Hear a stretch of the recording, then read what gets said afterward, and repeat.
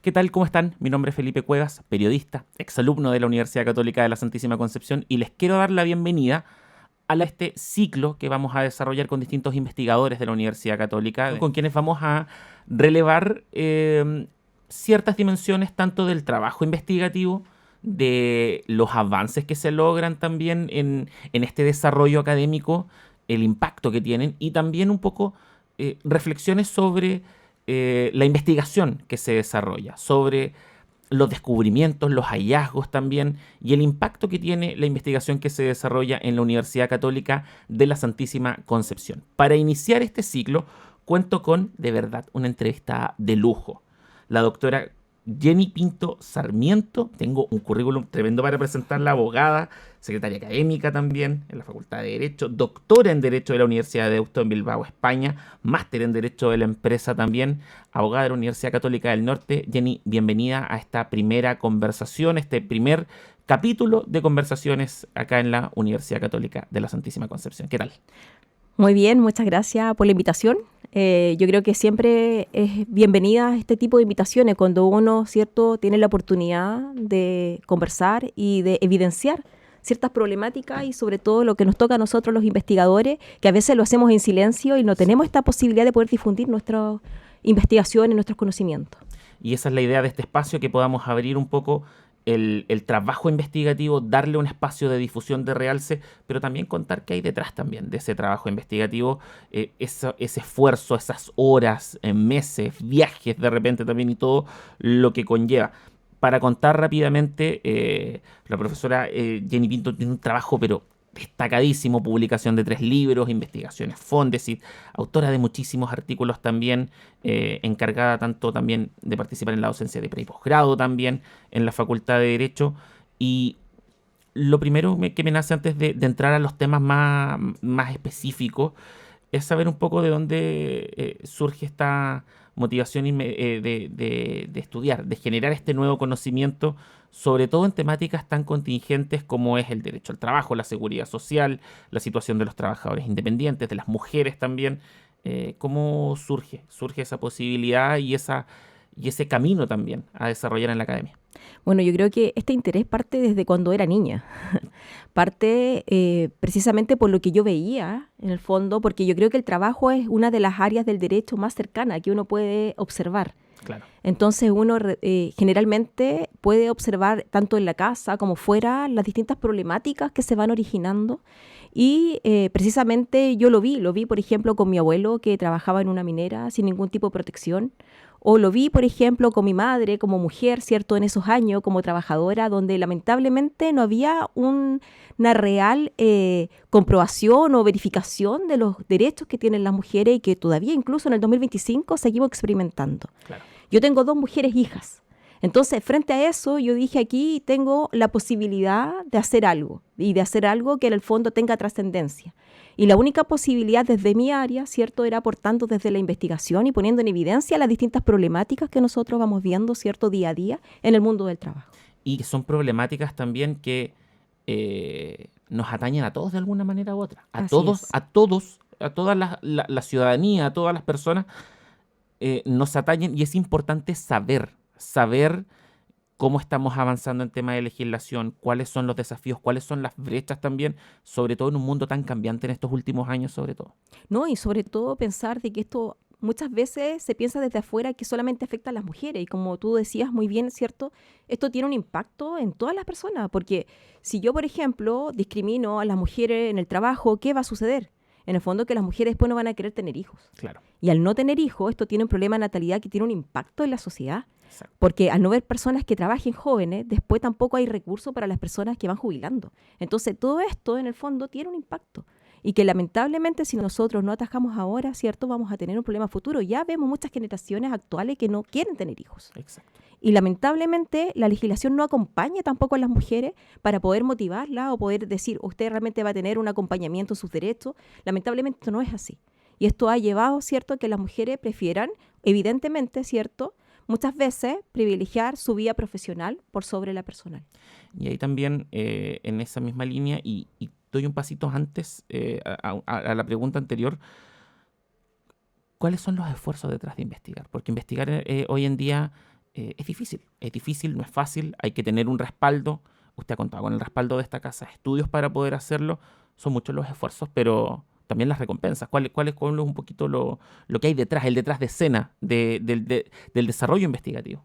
Bueno, yo creo que hay un gran esfuerzo, un esfuerzo no solamente personal, sino familiar. Sí. Porque uno muchas veces tiene que dejar de lado su familia, sus cosas personales, para poder en el fondo dedicarse directamente, ¿cierto?, de una manera mucho más permanente a la investigación. Esto involucra, por ejemplo, que actualmente la vía académica tiene diversas exigencias. Claro. Nosotros tenemos que hacer clase en pregrado, en posgrado, tenemos que hacer gestión, tenemos que hacer vinculación con el medio, pero a la vez también tenemos que investigar. Entonces, en el fondo, esto lleva a que a veces uno está en horas no adecuadas, ¿cierto?, investigando. Estoy hablando, ¿cierto?, en horas de la noche, fin de semana, porque no hay otro momento para poder hacerlo de manera tranquila. Entonces, en el fondo, uno deja de lado muchos aspectos de su vida personal, a veces, ¿cierto?, los viajes, lo que involucra dejar todo preparado en la casa, dejar todo preparado en la facultad, adelantar clases para, en el fondo, poder viajar a investigar. Entonces, porque uno, en el fondo, en Chile tampoco puede hacerlo cuando no tiene los recursos bibliográficos necesarios. Entonces, es necesario viajar, poder mirar otras experiencias, otras leyes, ¿cierto? Claro. Tener esa visión, en el fondo, comparada para poder traer ideas, ¿cierto?, a nuestro país. Y ahí vale la pena también destacar, yo me imagino, las posibilidades que se han generado para usted en esta casa de estudio, en la que lleva ya 6 años, me comentaba antes de empezar, 6 años, las posibilidades que se han ido generando, que son varias también, comentemos un poquito eso. No, el acompañamiento y el apoyo de la universidad es tremendo, o sea, desde el punto de vista de los incentivos que nos dan para poder producir científicamente, desde las normas que tenemos de conciliación de vida laboral y familiar con cuotas de género, además la visibilidad que nos dan sobre todo a las mujeres investigadoras. Entonces, desde ese punto de vista, con el proyecto Inés de Género, tenemos diversas formas, en el fondo, cómo la universidad nos va apoyando, nos va, en el fondo, ayudando en este camino que a veces es un poco difícil, pero que la universidad lo trata de hacer un poco más fácil y acompañarnos, ¿cierto?, en esta tarea. ¿En cuáles son en su experiencia, lo que uno puede llamar satisfacción, el logro? Porque yo les voy a adelantar, voy a adelantar un poquito en la entrevista. La profesora Pinto tiene libros pues, escritos. Yo busqué el último libro y está agotado en todos lados. Lo busqué en un par de librerías, no está disponible. ¿Cuáles son las satisfacciones que hay detrás de eso? Detrás de los logros académicos que se pueden dar y de este desarrollo, porque es parte de un camino, también lleva un camino que incluso no se detiene en un momento. O sea, uno va dando ciertos pasos. ¿Cuáles son las satisfacciones que se ven ahí? Mira, si te soy sincera, satisfacción en el fondo ni siquiera me he detenido a pensar en eso. Este es un buen espacio para que quizás reflexionemos un minutito sobre eso. Porque en el fondo uno siempre está pensando en lo que le falta. Exacto. Más que en lo que ha hecho. Entonces uno siempre dice, me falta esto otro. Entonces uno siempre está pensando en el fondo en lo que tiene por hacer, más en lo que ya ha hecho con anterioridad.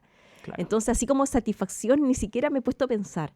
Yo solamente, en el fondo, lo que me queda es lo que cuando yo veo a mis alumnas, por ejemplo, decir, oye, yo también quiero, en el fondo, ser así, quiero claro. también contribuir. O veo a mi hija que me dicen, el mejor ejemplo, en el fondo, es lo que yo veo con mi mamá. Entonces, lo que para mí, si tú me hablas de satisfacción, es eso. Es dejar el camino para las futuras generaciones. En el fondo, para que las mujeres sientan que no hay barrera, y que ellas son capaces de hacer cualquier cosa independiente de su situación. Y es una posibilidad también este espacio para visibilizar precisamente los avances, el desarrollo y el camino que se ha hecho, pero que aún falta. Porque aún falta. Falta mucho. Exactamente. Vamos a abrir la conversación. 2 temas que vamos a centrar fundamentalmente apoyados en el trabajo de la doctora Pinto. Primero, en el proyecto Fondesit que finalizó hace poquito, está con los últimos avances. Fondesit de iniciación sobre trabajadores independientes, llamado el proyecto de la protección de los trabajadores independientes en el régimen de la seguridad social chileno. Ahí hay harto tema.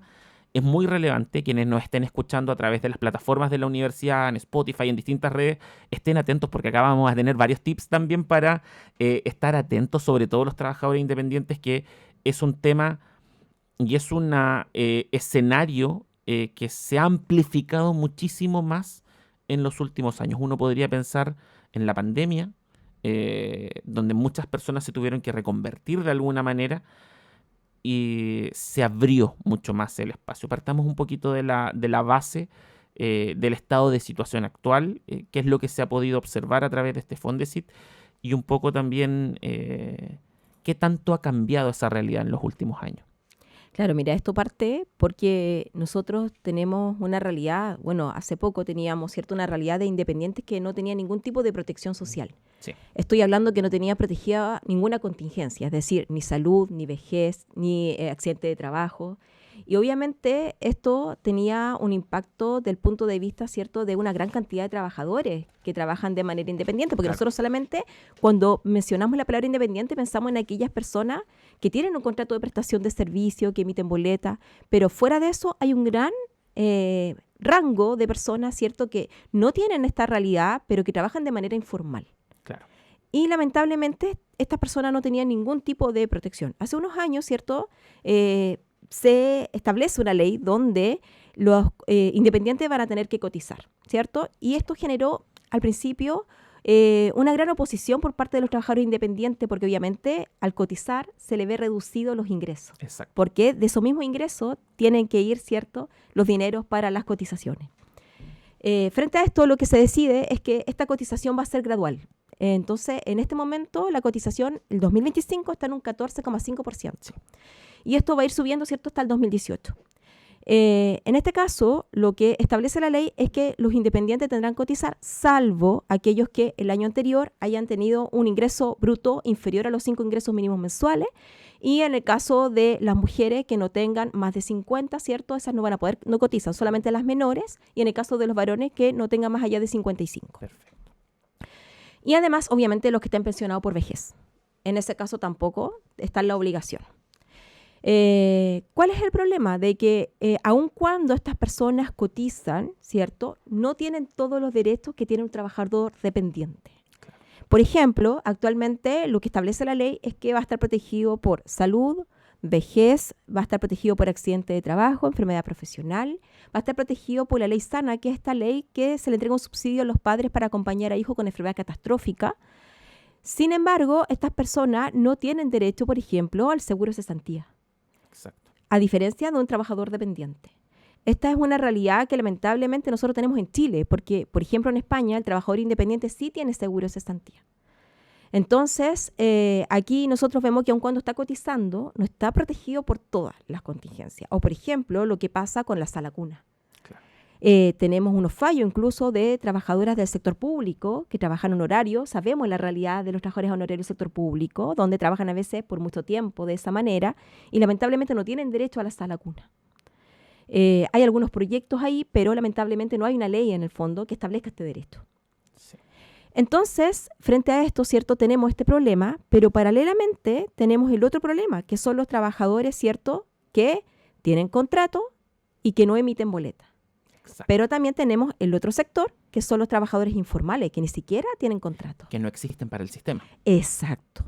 Y ahí, en el fondo, en el segundo lugar, yo mencionaba a los trabajadores que tienen contrato pero no emiten boleta, y aquí encontramos un nuevo sector que surge, incluso como hablábamos recién a propósito, de manera mucho más general a propósito de la pandemia, que eran los trabajadores de plataforma. Claro.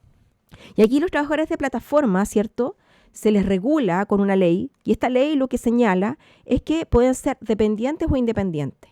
El problema fue de que le empezaron a llegar, ¿cierto?, a sus celulares un contrato que ellos solamente tenían que adherirse para ser independientes, y por lo tanto, en este caso, se supone que de acuerdo al régimen general, ellos deberían emitir la boleta, como lo señalaba, y ser cubiertos por las contingencias ya explicadas. Exacto. ¿Cuál es el problema? Que en este caso hay estudios que arrojan que el 99% de los trabajadores de plataforma independiente no están emitiendo boletas de honorario. Y al no emitir las boletas de honorario, el problema es que no están cotizando. Exacto. Y ahí la responsabilidad, lo conversábamos antes es parte y parte. Es parte del empleador y en parte del trabajador. Y es importante que el trabajador lo sepa. Exacto. Que el trabajador sepa que si tiene contrato con boleta, tiene que él ser responsable de emitir su boleta y de cumplir con su parte, finalmente. Y lamentablemente aquí venía lo que tú me señalabas con anterioridad. ¿Cuál es mi motivación también a estudiar esto? Mi motivación es ver el desconocimiento generalizado que hay de muchos trabajadores de no conocer sus derechos. Claro. Y lamentablemente, como no los conocen, no lo exigen y lamentablemente, obviamente, continúan permanentemente con esta vulneración de estos derechos. Ahí es una responsabilidad, ¿considera usted, es del propio trabajador o también tiene una responsabilidad el empleador? El empleador y el trabajador, o sea que en el fondo el empleador también tiene una responsabilidad en el fondo porque el empleador es generalmente el que tiene los recursos.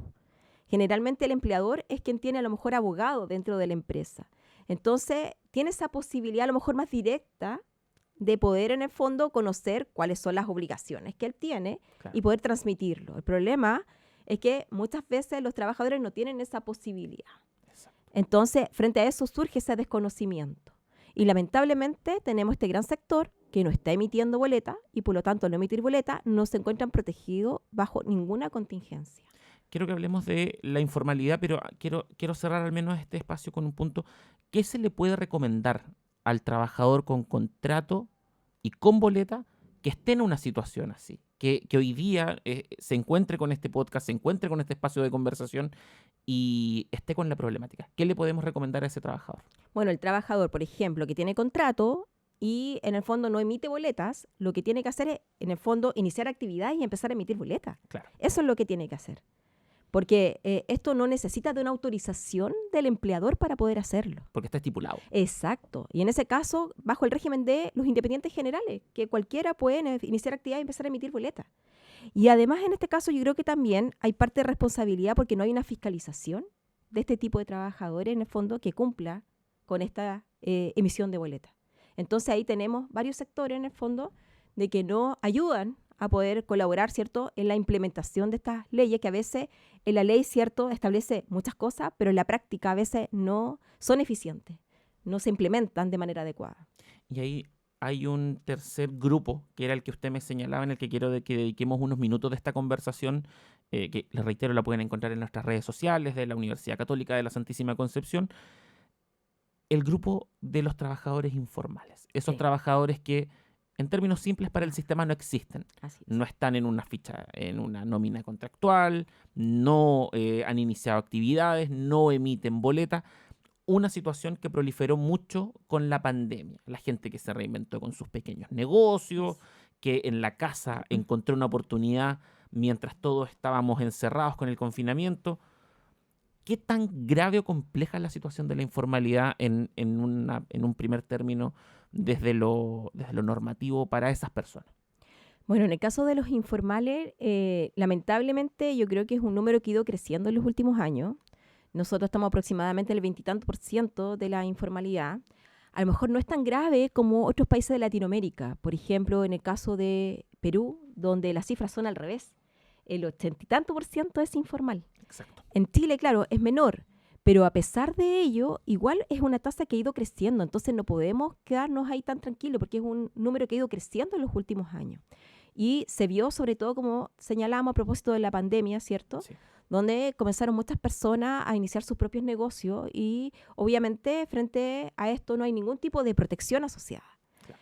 En el caso de la informalidad, a mí una de las cosas que más me ha preocupado es que generalmente cuando salen estos estudios de los índices de personas que son informales, generalmente son las mujeres quienes crecen la cuota de informalidad. Sí. Y lamentablemente aquí hay otros problemas asociados. Porque cuando nosotros decimos son las mujeres quienes generalmente son informales, paralelamente también vemos cuáles son los sectores donde trabajan esas mujeres que trabajan de manera informal. Y uno de ellos, por ejemplo, es la agricultura. Claro. Y en este caso, además, hay otro problema aparejado ahí de género, que es el tema de la prevención de riesgo con perspectiva de género. Exacto. Porque, lamentablemente, las mujeres que trabajan en la agricultura no tienen ningún tipo de protección, pero paralelamente no se toman las prevenciones de las enfermedades de manera adecuada, porque en Chile no tenemos un estudio acabado de la prevención de riesgo con perspectiva de género. Entonces, tenemos mujeres que se ven expuestas, por ejemplo, a plaguicidas. Sí. Los plaguicidas, en el fondo, genera una propensión de mujeres a tener cáncer de útero, cáncer de mama, infertilidad, obviamente menopausia precoz. Obviamente esto no es tomado en cuenta a la hora de prevenir estos riesgos, porque nosotros en Chile generalmente la prevención de riesgos se toma de manera general para hombres y mujeres, no atendiendo estas circunstancias ciertas específicas. Quiero que avancemos eso. Antes voy a cerrar un poquito con el Fondesit y los resultados respecto a los trabajadores independientes. Hablamos de la informalidad, hablamos de la situación de contratos con boleta. Y también usted me comentaba al principio de ese análisis del escenario de los trabajadores respecto a estos beneficios a los que no pueden acceder cierto grupo de trabajadores. Me hablaba de la sala cuna, me hablaba también del seguro de cesantía. Ahí hay un tema también de reconocimiento a la trayectoria laboral de muchos trabajadores que han trabajado, por ejemplo, solo con boleta, que no tienen un contrato de trabajo. Quizás yo voy mezclando aquí un poco, pero vamos a encauzar bien la conversación. Ahí hay una falta de reconocimiento a la trayectoria de estos profesionales que cumplen con horario, cumplen con rutina, cumplen con años de trabajo y que no son reconocidos. Algo se ha tratado de avanzar ahí, pero falta mucho todavía. Claro, y ahí yo llamo en el fondo a los trabajadores, porque precisamente si yo soy trabajador supuestamente disfrazado, independiente, con boletas de honorario, pero yo cumplo horarios, recibo órdenes. Además, por ejemplo, tengo un lugar de trabajo al igual que el resto. Tengo un uniforme, me dan aguinaldo, tengo los mismos permisos, etcétera, etcétera, etcétera. Esto perfectamente yo podría demandar ante el tribunal, ¿cierto?, del trabajo correspondiente, Sí. una relación laboral. ¿Por qué? Porque la relación laboral implica que tiene que haber estos indicios, como yo lo señalaba, como el uniforme, como el horario, como que firme el reglamento interno, etcétera, etcétera, que fui capacitado. Y en este caso, si yo cumplo con esos indicios, que a la luz del tribunal son suficientes, podría en el fondo decir que hay una relación laboral. Y por lo tanto, si yo llevo 10 años trabajando de esa manera, me tendrán que pagar, de acuerdo a lo que señala el tribunal, esos 10 años de cotizaciones, si no habían vacaciones, de hora extraordinaria, y además si había un despido, por despido justificado me tendrán que pagar la indemnización por año de servicio, el aviso previo, el recargo, etcétera, etcétera, etcétera.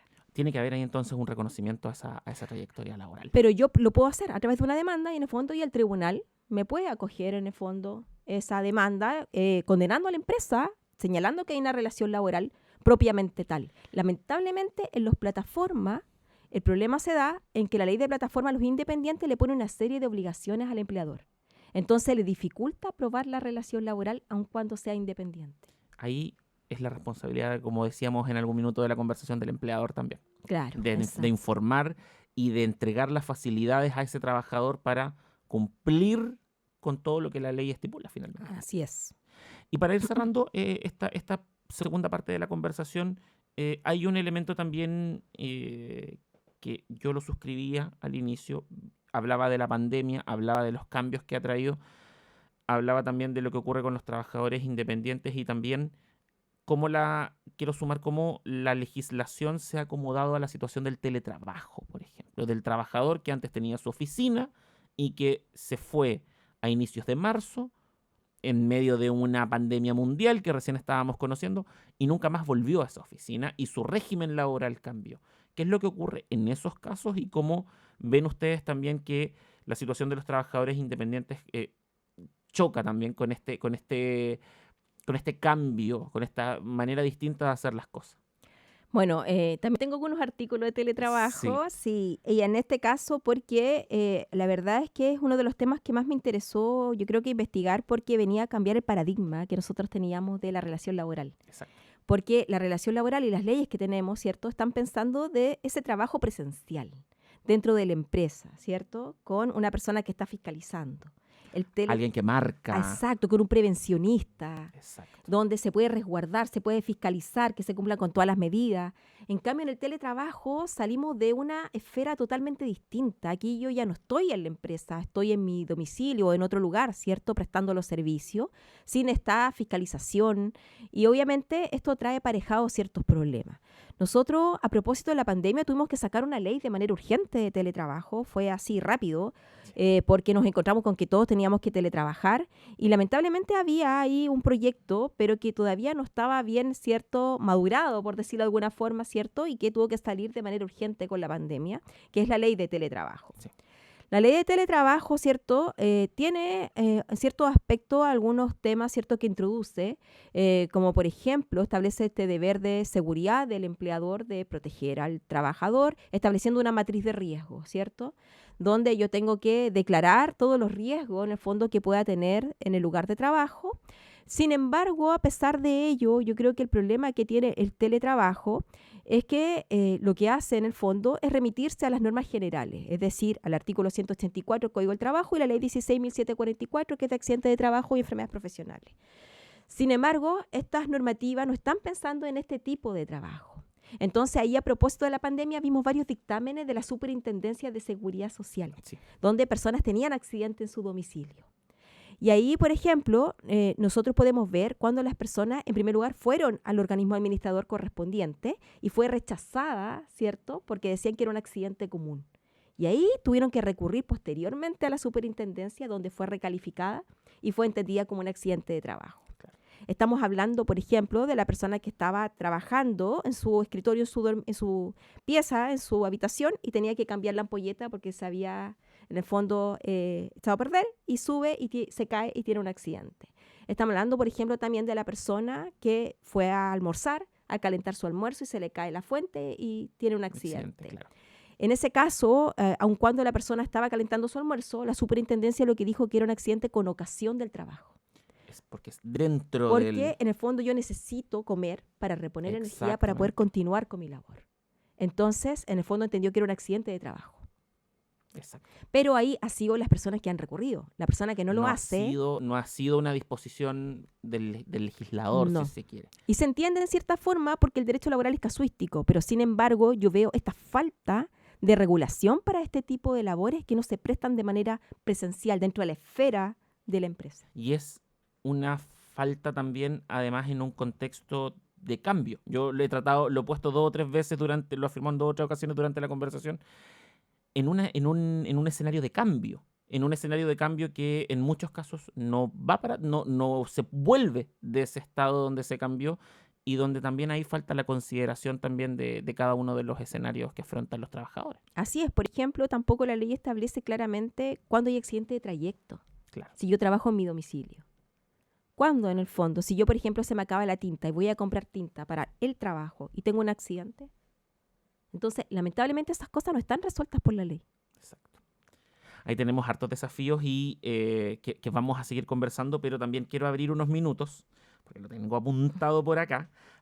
Le pedí a la doctora Pinto que nos dedique unos minutos a conversar sobre el tercero de sus libros, pues, el último, salió en 2020. El cuarto, uy, mire, ya había anotado mal. El cuarto libro, publicado en Thomson Reuters 2023, Mujer, Seguridad Social y los nuevos desafíos del trabajo. Algo ya me había contado, pero me interesa que lo podamos relevar en estos minutos. Yo les decía, este libro usted no lo encuentra, usted lo quiere comprar y cuesta pillarlo, porque hay harta demanda por todo el trabajo investigativo que hay detrás de él y que expone brechas que nosotros sabemos que existen, pero que las hace también un poquito más plausibles. Contemos un poquito lo que hay detrás de este libro y vamos desarrollando un poco los hallazgos que hay en él. Claro, lo que pasa es que este libro lo que yo buscaba era reflejar precisamente las brechas que tienen las mujeres en materias de seguridad social, que a veces no son tan conocidas.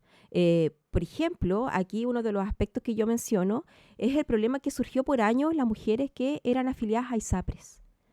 Lo que pasa es que en las ISAPRE, en el fondo, se cobraba mucho más a las mujeres en edad fértil por un plan, ¿cierto?, que a un hombre. Y esto se originaba porque la mujer, en el fondo, podía tener un hijo y esto conllevaba ciertos gastos médicos y se le cobraba mucho más por el plan por ese hecho. Pues. Pero, lamentablemente, en ese momento había un plan que se llamaba sin útero. Es decir, que las mujeres podían, en el fondo, renunciar a todos esos derechos, en el fondo, si quedaban embarazadas, para que le cobraran menos valor el plan. Entonces, frente a esto, lo que hace una circular de la superintendencia, ¿cierto?, es que señala de que ya no pueden existir este tipo de diferencias. Sin embargo, esta misma circular señala que en el año 2019, de que yo, para poder, en el fondo, ver disminuido el valor de mi plan, o tenía que cambiarme de ISAPRE o cambiarme de plan. Y lamentablemente hay muchas mujeres que no tuvieron conocimiento de esto y que no siguen se cambiaron hasta el día de hoy. Y que siguen pagando excesivamente por su plan, ¿cierto?, en la ISAPRE. ¿Y qué se puede hacer en ese caso para quienes nos están escuchando y viendo? Tienen que cambiarse de plan o cambiarse de ISAPRE. Y esa es la única manera efectiva para que vean disminuido el valor, ¿cierto? Si las que están obviamente afiliadas con anterioridad al 2019, para haber disminuido el valor de su plan, tienen que o cambiarse de plan o cambiarse de ISAPRE. Así de simple. Así de simple. porque ahí también son muchas las discriminaciones que hay en el sistema. Eso Así quiero que lo es. ahondemos un minutito también. Este es un ejemplo, pero hay muchísimas y que vienen de entrada. De entrada, usted me lo comentaba también, por el tipo de trabajo, los lugares donde se trabaja, los riesgos a los que están expuestos. Hay una cuestión lógica. Los hombres y las mujeres estamos expuestos a distintos riesgos en Así es. todos los contextos laborales y esa es una de las grandes brechas que se tiene que entender todavía, me da la sensación. De todas maneras, o sea, solamente es un ejemplo. Yo creo que la peor brecha que ha existido por años ha sido respecto de las pensiones. Sí, Yo creo que ya es conocido, ¿cierto?, de que las mujeres por años han recibido de un 50 a un 60% menos de pensión por vejez solo por ser mujer. exacto. Y en este caso, obviamente, se da porque el FP tomaba una tabla de factores que decía la mujer es riesgosa, porque la mujer, en el fondo, trabaja 5 años menos porque jubila antes y vive aproximadamente 5 años más. Me genera 10 años de diferencia, en el fondo, con el hombre, y esto hace que sea riesgosa. Y en el fondo, usted, mujer, solo por ser mujer, va a recibir de un 50 a un 60% menos. O sea, ya sabíamos que la pensión era baja. Claro. La mujer es mucho peor. Entonces, y lamentablemente se da solo por el hecho de ser mujer. Si yo soy madre, esto se agudiza aún más. Entonces, ahora, con la reforma, lo que se establece es que parte de esta cotización que se está pagando irá, en el fondo, en beneficio de las mujeres para, en el fondo, disminuir esas brechas.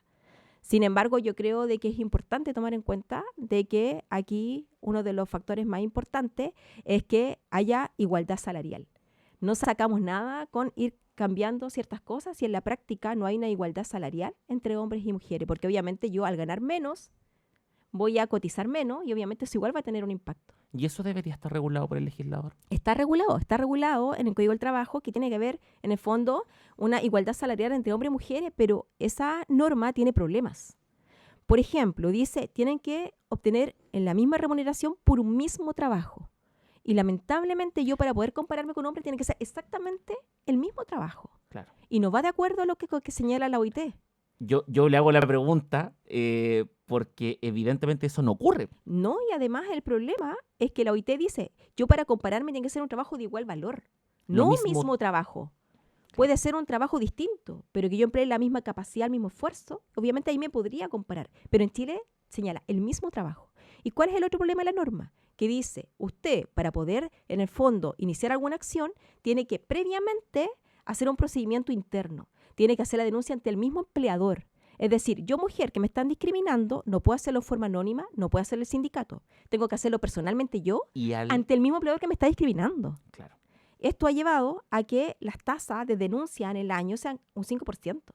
Entonces, lamentablemente, las mujeres no se atreven a hacer la denuncia. Porque además eso impacta en el ambiente laboral. Eso impacta en el ambiente laboral. Eso puede ser usado Así es. como un arma de doble filo. Muchas veces ocurre la discriminación. Son cosas que ocurren. O sea, uno no puede hacer la vista gorda que no pasa. Y a diferencia de otro tipo de discriminación, otro tipo de vulneración de derechos fundamentales, yo no puedo ir directamente a demandar un procedimiento de tutela ante el tribunal. Tengo que hacer este procedimiento previo interno. Claro. Entonces, lamentablemente, las mujeres no se atreven. Y esto ha llevado a que en la práctica esa norma, en el fondo, no tenga la efectividad necesaria para la implementación. Y esto tiene un impacto de fondo también en todo ámbito de la calidad de vida de las mujeres, porque finalmente no es un ambiente laboral cómodo, no es un ambiente laboral en condiciones. Quiero que mis derechos se hagan valer como tal, no ocurre, y esto incide, genera una espiral que puede ser muy preocupante a la larga, muy compleja a la larga.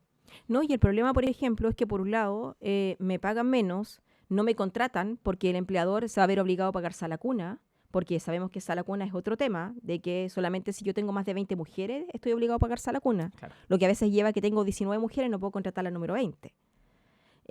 O en el caso también de los postnatal, tengo 6 meses de postnatal y un hombre tiene 5 días, lo que obviamente no tiene ninguna lógica. Entonces obviamente un empleador dice prefiero contratar al hombre.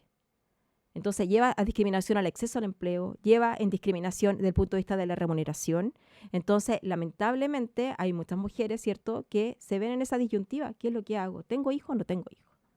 Y esto, como yo ya lo señalé, tiene un impacto. Sí. Tiene un impacto a nivel país. No, y tiene un impacto a nivel país que lo vamos viendo cada vez más tangible. Tenemos recientemente las cifras del último censo, las proyecciones que se hacen, este contrapunto en que aumenta la esperanza de vida. Nos vamos a morir más viejos, Así es. pero van a nacer Menos. Vamos a tener menos nacimientos y Así es. eso también impacta. Esa es una decisión también que se da, entre otros factores, por estos que nosotros mencionamos. Sin mencionar, por ejemplo, lo que sucede con los cuidados no remunerados, Exacto. que lamentablemente tampoco tienen una regulación en Chile. Entonces, ahí en el fondo tenemos un gran número, solamente algunos ejemplos yo he mencionado, Sí. porque hay muchos más, ¿cierto? Exacto. Donde las mujeres, ¿cierto?, se ven frecuentemente discriminadas. Y lamentablemente esto tiene un impacto en la sociedad. Para ir cerrando esta conversación y agradeciendo los minutos, el tiempo y las reflexiones sobre todo, doctora Pinto, me interesa también que destaquemos que la academia sí reflexiona sobre estos temas, la academia sí abre debate y esta universidad sí da ese espacio para que pensemos sobre estos temas, porque todo lo que nosotros hemos conversado está en libros, está en las investigaciones, está en los artículos y es conocimiento que la ciudadanía también requiere. Relevemos un poquito eso también. Absolutamente, o sea, como yo lo señalaba, yo creo que las grandes problemáticas se dan por desconocimiento precisamente de los trabajadores yo creo ahí llamo a las autoridades a no cortar los fondos de investigación, porque como pueden ver, ¿cierto? Esto tiene un impacto, tiene una ayuda, tiene una trascendencia que va más allá, ¿cierto?, de estar encerrado bajo cuatro paredes investigando, sino Exacto. que esto también va hacia la comunidad. Y aquí la universidad, ¿cierto?, genera una gran cantidad de conocimiento, una gran cantidad de ayuda y que es necesario apoyar. Y la universidad hace un esfuerzo por eso, pero también necesitamos el apoyo externo. Y aquí todos colaboramos, ¿cierto?, porque para que poder en el fondo tener un país que realmente reconozca los derechos, un país, ¿cierto?, que no tenga gran tasa, ¿cierto?, de informalidad. Yo creo que ahí tenemos todavía que poner ojo, ¿cierto?, para no llegar a los índices que tienen otros países de Latinoamérica. Y así en el fondo ir contribuyendo desde el punto de vista de cada uno. Yo creo que aquí cada uno tiene algo que hacer, cada uno tiene algo que aportar. Todos podemos poner nuestro granito de arena, ¿cierto? Sí. Y que es necesario para que podamos en el fondo ir avanzando como sociedad. Exactamente. Doctora Jenny Pinto Sarmiento, le agradecemos la conversación, las reflexiones también y los invitamos a conectarse a través de las redes sociales de la Universidad Católica de la Santísima Concepción, a escuchar este podcast, a ver esta conversación que hemos tenido el día de hoy, interactuar, enviar preguntas también y conectarse con nosotros. Les agradecemos y nos veremos en la próxima. Muchas gracias, doctora Pinto. Muchas gracias por la invitación. Buenas tardes. Buenas tardes.